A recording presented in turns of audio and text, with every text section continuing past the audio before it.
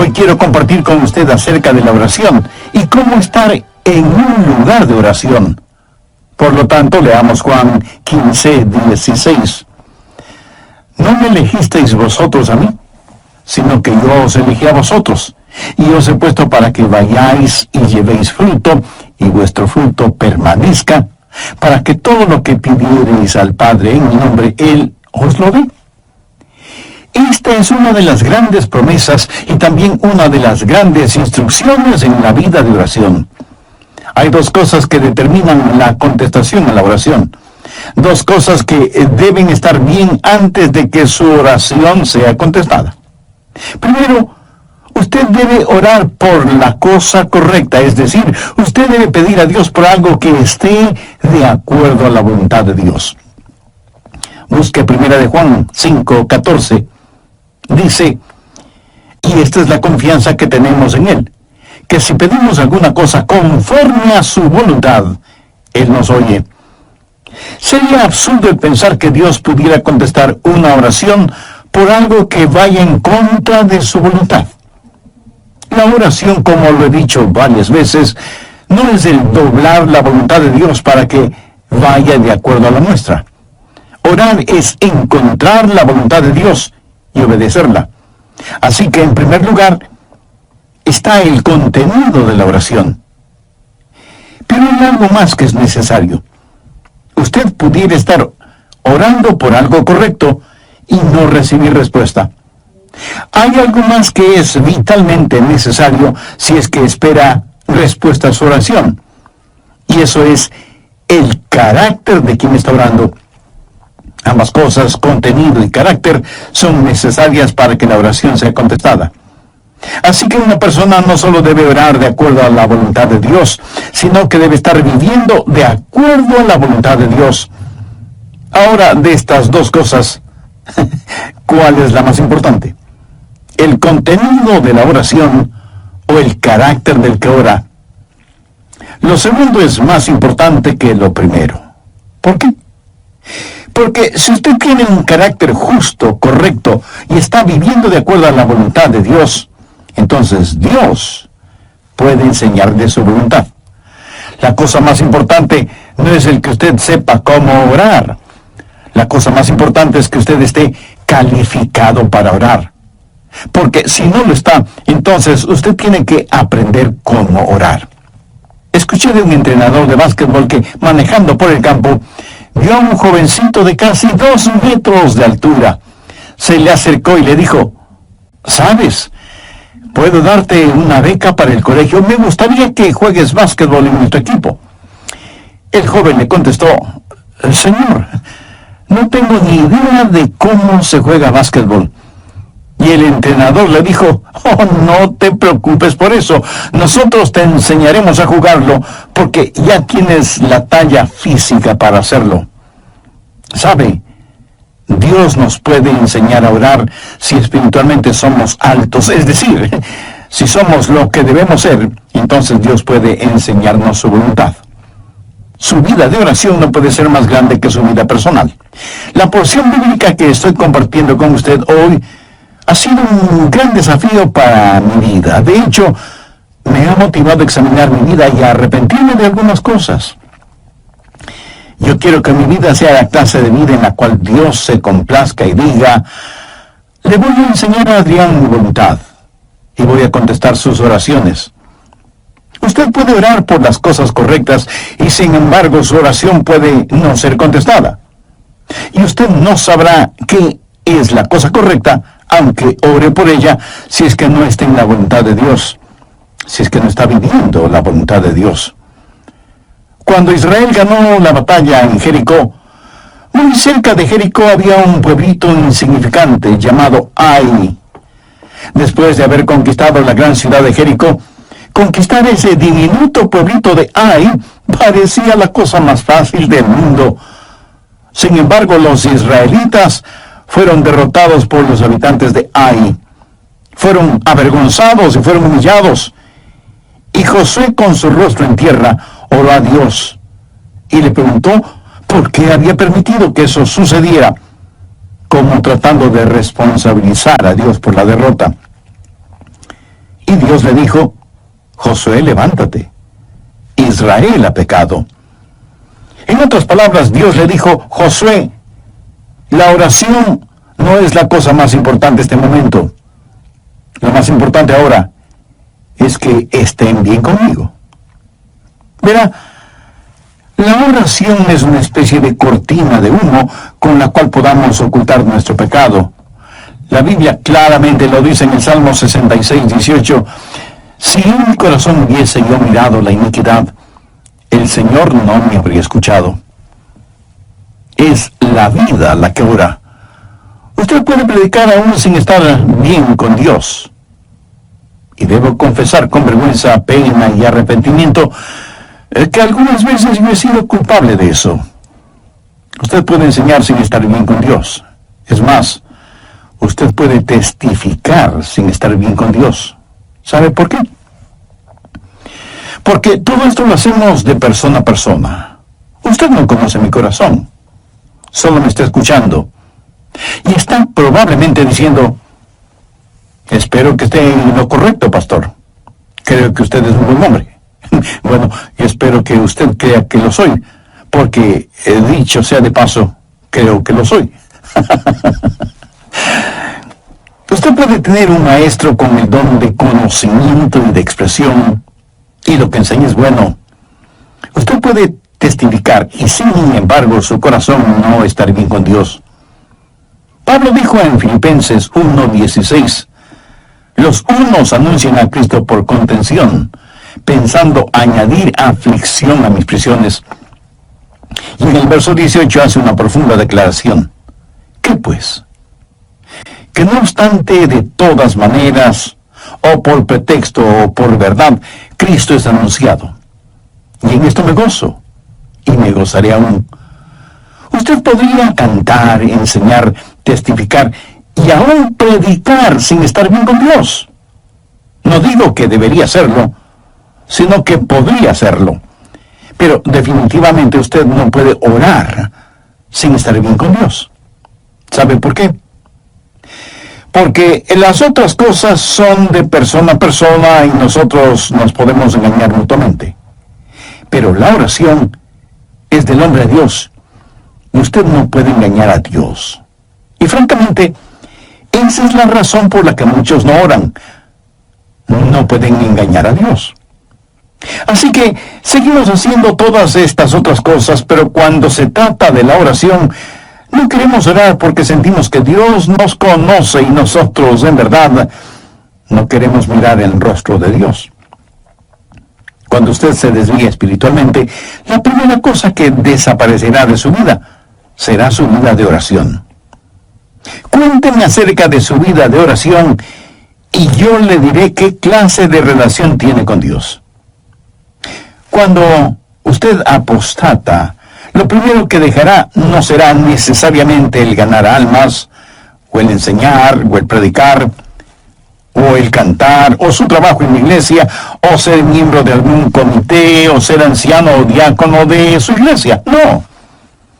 Lo primero que desaparecerá de su vida será la oración. Porque su vida de oración tiene que estar bien antes de que pueda orar. Nuestra naturaleza carnal no quiere orar. Y hablo de una vida de oración, no el balbucear unas cuantas palabras religiosas. La clase de vida de oración que usted viva será la mejor evidencia de cuán espiritual es. Y lo que es usted en privado delante de Dios, eso es lo que es. Y la razón por la que muchos no oramos es porque no somos demasiado. Y como la oración es una doble avenida, Dios y el hombre y Dios, usted no puede falsificar esta relación por mucho tiempo. A veces, forzadamente, se encuentra en una reunión de oración y dice una oración que ya la tiene memorizada. Y todos tenemos esa clase de oraciones, como para quedar bien cuando nos piden que oremos. Pero de lo que estoy hablando es de una genuina comunión con Dios. La parte más importante de su vida de oración es la condición de su corazón. Anote al margen Santiago 5:16. La oración eficaz del justo puede mucho. Y el Salmo 66, 18, si en mi corazón hubiese yo mirado a la iniquidad, el Señor no me habría escuchado. Busque la primera epístola de Juan, capítulo 3, verso 22. Y cualquier cosa que pidiésemos, la recibiremos de Él, porque guardamos sus mandamientos y hacemos las cosas que son agradables delante de Él. Ahora, si usted no guarda sus mandamientos y no hace lo agradable delante de Él, no espere que sus oraciones sean contestadas. Las oraciones contestadas no son para los rebeldes.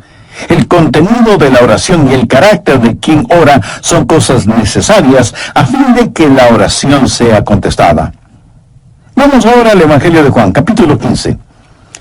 Quiero compartir con usted 3 principios para tener una vida correcta para poder orar.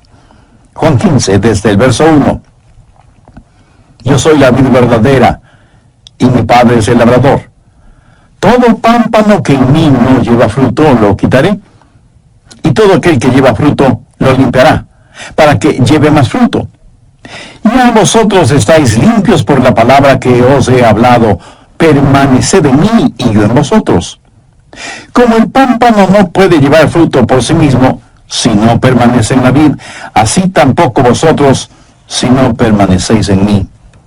Yo soy la vid, vosotros los pámpanos. El que permanece en mí y yo en él, éste lleva mucho fruto, porque separados de mí nada podéis hacer. El que en mí no permanece será echado fuera como pámpano y se secará, y los recogen y los echan en el fuego y arden. Si permanecéis en mí y mis palabras permanecen en vosotros, pedid todo lo que queréis y os será hecho. Primero, no voy a tratar de pasar de listo y le voy a decir las cosas tal como son. Usted tiene que permanecer en Cristo si quiere que sus oraciones sean contestadas. Note lo que dice el verso 7. Si permanecéis en mí y mis palabras permanecen en vosotros, pedid todo lo que queréis y os será hecho. Nosotros debemos ser a Jesucristo lo que el pámpano es a la vid. Así de simple. El pámpano tiene que aceptar el propósito de la vid para su vida y su existencia. Miremos nuevamente lo que dice el verso 4. Permaneced en mí y yo en vosotros. Como el pámpano no puede llevar fruto por sí mismo, si no permanece en la vid, así tampoco vosotros si no permanecéis en mí. Así que, ¿cuál es el propósito del pámpano? Llevar fruto. Ese es el propósito de un pámpano en la vid, llevar fruto. Ahora, si usted no lleva fruto, es un pámpano inservible. Si alguien le regala una canasta con bananas, naranjas, manzanas y algunas ramitas de la vid, usted podrá saborear las frutas.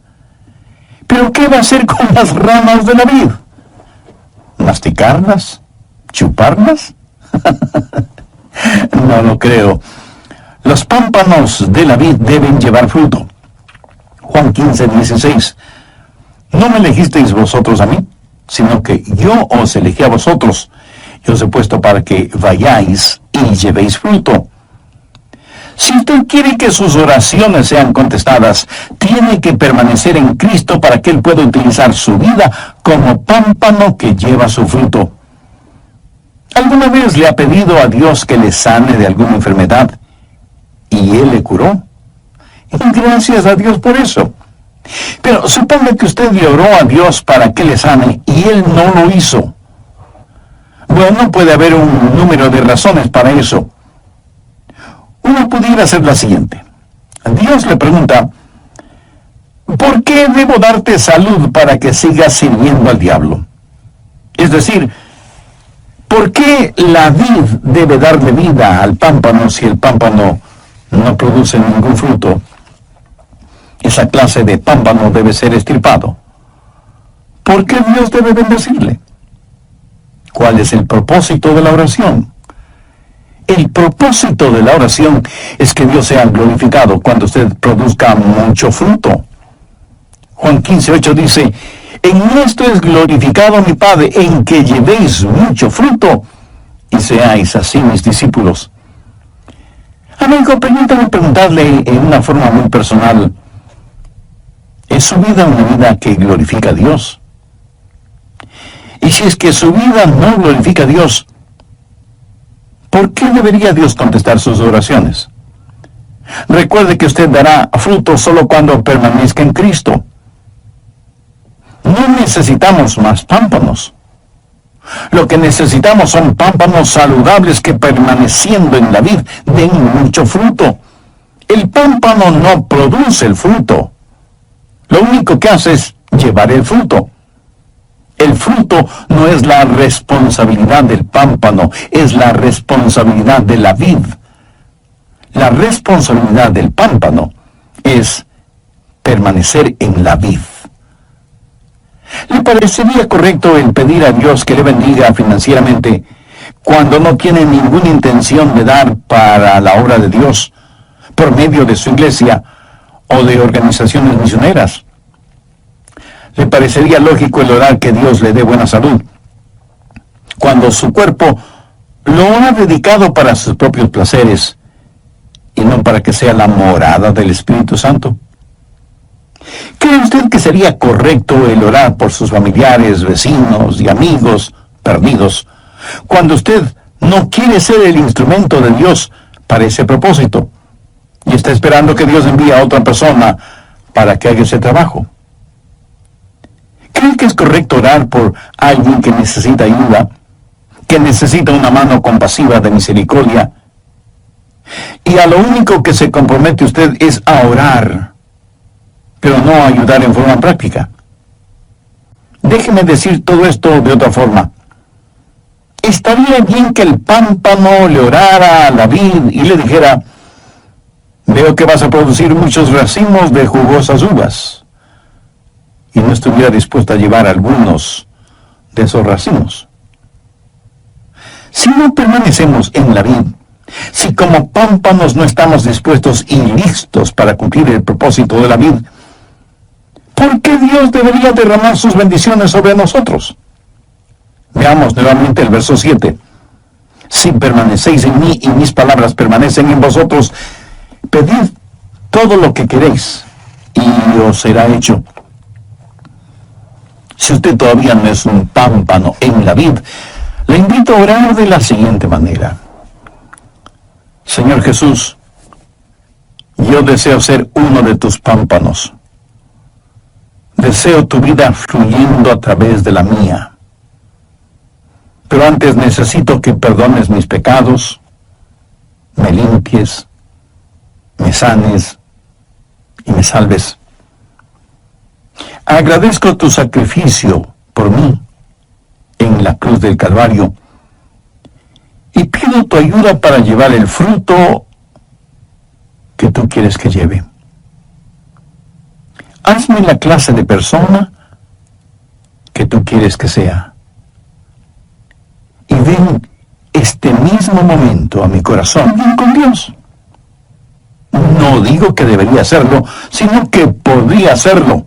Pero definitivamente usted no puede orar sin estar bien con Dios. ¿Y sabe por qué? Porque las otras cosas son de persona a persona y nosotros nos podemos engañar mutuamente. Pero la oración es del hombre a Dios y usted no puede engañar a Dios. Y francamente, esa es la razón por la que muchos no oran. No se puede engañar a Dios. Así que seguimos haciendo todas esas otras cosas, pero cuando se trata de la oración, no queremos orar porque sentimos que Dios nos conoce y nosotros en verdad no queremos mirar en el rostro de Dios. Cuando usted se desvía espiritualmente, la primera cosa que desaparecerá de su vida será su vida de oración. Cuénteme acerca de su vida de oración y yo le diré qué clase de relación tiene usted con Dios. Cuando usted apostata, lo primero que dejará no será necesariamente el ganar almas, o el enseñar, o el predicar, o el cantar, o su trabajo en la iglesia, o ser miembro de algún comité, o ser anciano o diácono en su iglesia. No. Lo primero que desaparecerá será su vida de oración. Porque su vida de oración tiene que estar bien antes de que pueda orar. Nuestra naturaleza carnal no quiere orar. Y hablo de una vida de oración, no de balbucear unas cuantas palabras religiosas. La clase de vida de oración que usted viva será la mejor evidencia de cuán espiritual es. Y lo que es usted en privado delante de Dios, eso es lo que es. Y la razón por la que muchos no oramos es porque no somos demasiado. Y como la oración es una doble avenida, Dios y el hombre y Dios, usted no puede falsificar esta relación por mucho tiempo. Escuche lo siguiente muy atentamente. No ore por nada que no esté dispuesto a que Dios lo haga por intermedio suyo. No estoy diciendo que Él siempre lo hará por su intermedio. Si lo que pide no está de acuerdo a la voluntad de Dios, le puedo asegurar, bajo la autoridad de la palabra de Dios, que Él no lo hará. No importa que usted ore postrado en tierra con sus vestidos rasgados y cubierta su cabeza con ceniza. La prueba de su permanencia en Él es el fruto que exhibe. Es decir, si usted no lleva ningún fruto, no trate de convencer a nadie de que permanece en Cristo. ¿Y qué es el fruto después de todo? El fruto es la expresión externa de su naturaleza interna. Miren los árboles frutales.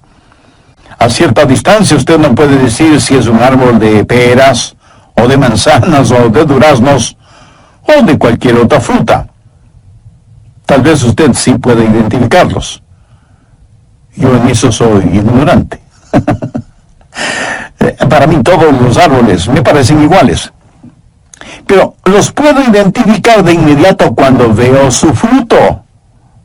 Por su fruto, usted reconoce el árbol. En Mateo 7:16 leemos, por sus frutos los conoceréis.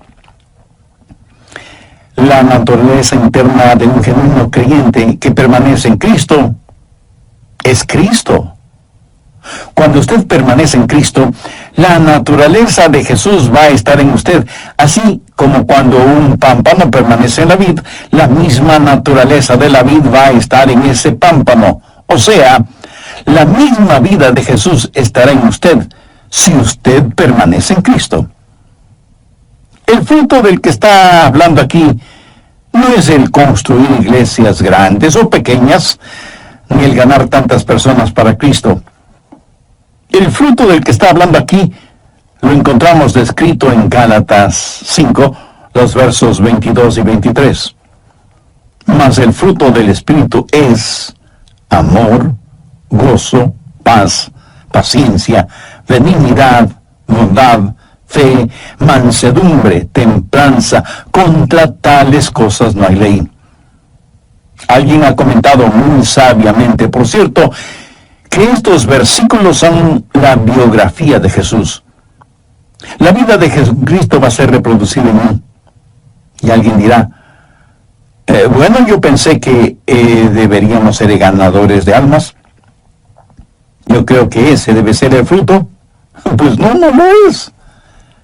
La Biblia dice, mas el fruto del Espíritu es amor, gozo, paz, paciencia, benignidad, bondad, fe, mansedumbre, templanza. Contra tales cosas no hay ley.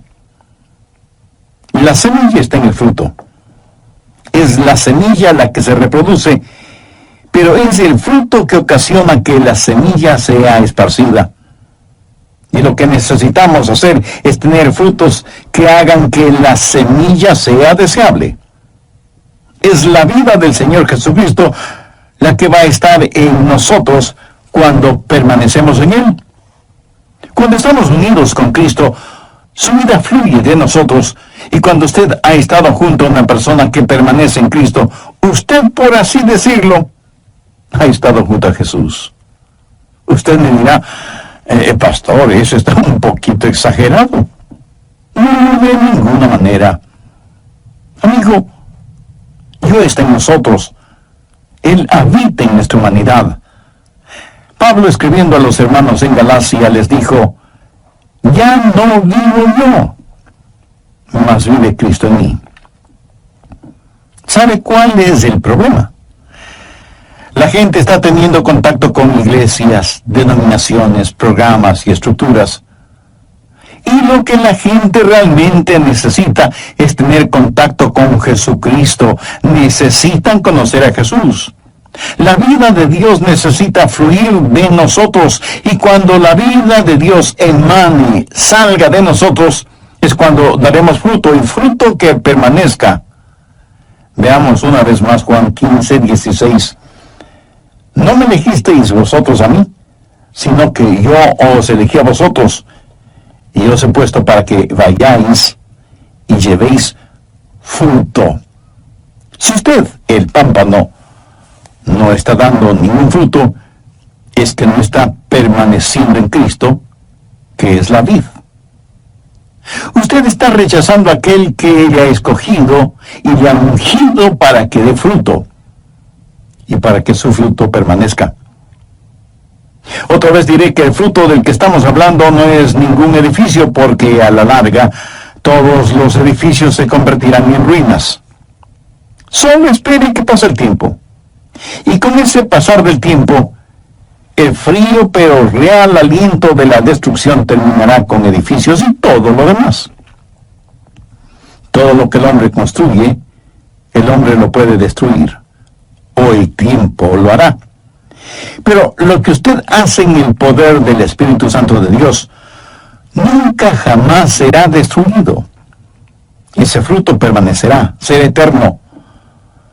Todo lo demás será como madera, heno y hojarasca frente al tribunal de Cristo. Por los países del mundo viajan algunos evangelistas que han memorizado algunos cuantos mensajes evangelísticos. Y yo no estoy en contra de eso. Pero ellos dicen: hemos tenido tremendas reuniones. 500 personas hicieron decisiones de fe.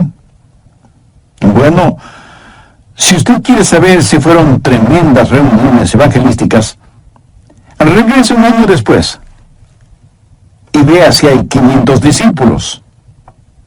Dios no nos mandó primordialmente a que tratemos de que la gente haga decisiones. Dios nos mandó a hacer discípulos. Los frutos sensacionalistas son como el Alka-Seltzer, burbujean y hacen ruido hasta que se les termine el gas. Cualquier cosa que Jesús hace permanece para siempre. El pámpano no produce el fruto.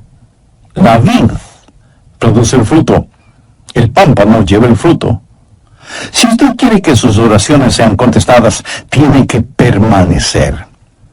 Si permanecéis en mí, y mis palabras permanecen en vosotros, pedid todo lo que queréis, y os será hecho.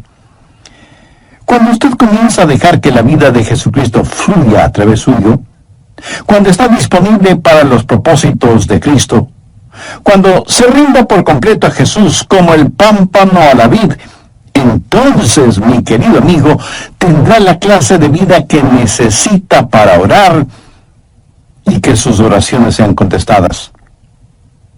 Pero note que él da otra calificación en el verso 7 y también tiene que ver con el carácter de la persona que está orando. Si permanecéis en mí y mis palabras permanecen en vosotros, pedid todo lo que queréis y os será hecho. Hay una vida en comunión con el Señor, y eso es permanecer en Él. Y hay una vida controlada por el Señor, y esa es su palabra que permanece en nosotros. Y estas dos cosas construyen un carácter, y ese carácter será evidente en la vida de quien ora. ¿Qué significa que su palabra permanezca en nosotros?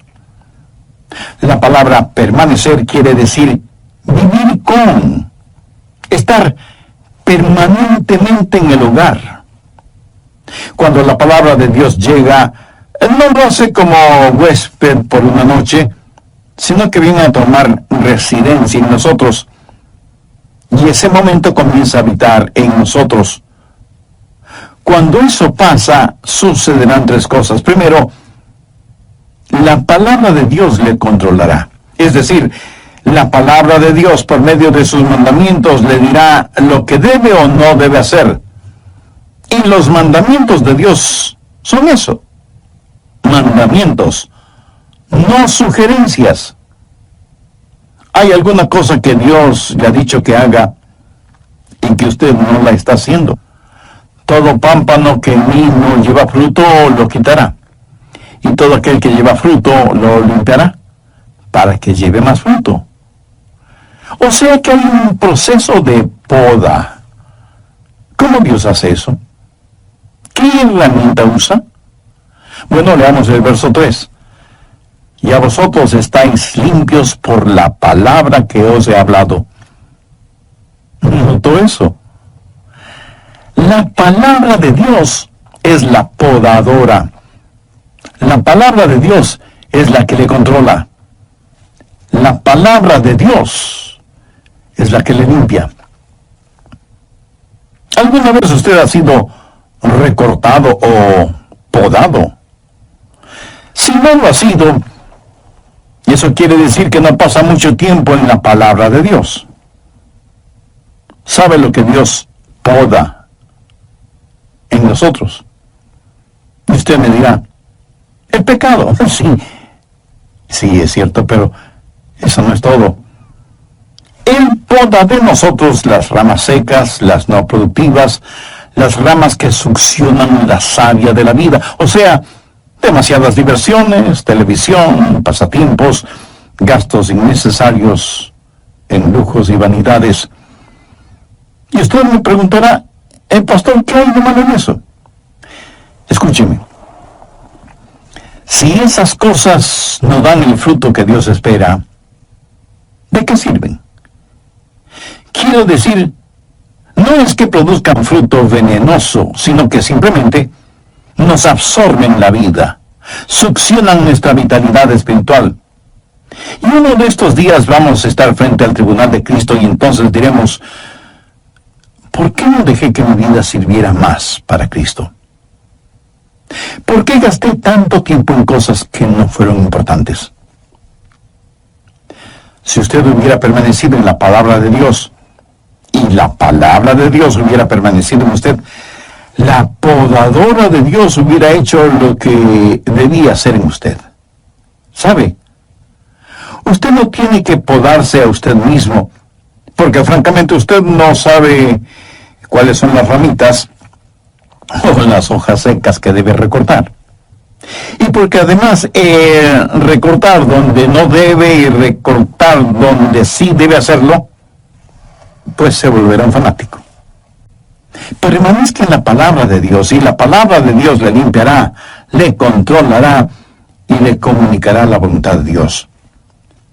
Cuando usted permanece en el Señor Jesucristo y la vida de la vid comienza a fluir en usted y permanece en la palabra de Dios, y esa palabra de Dios comienza a controlarle y a limpiarle, esa palabra de Dios se comunicará con usted.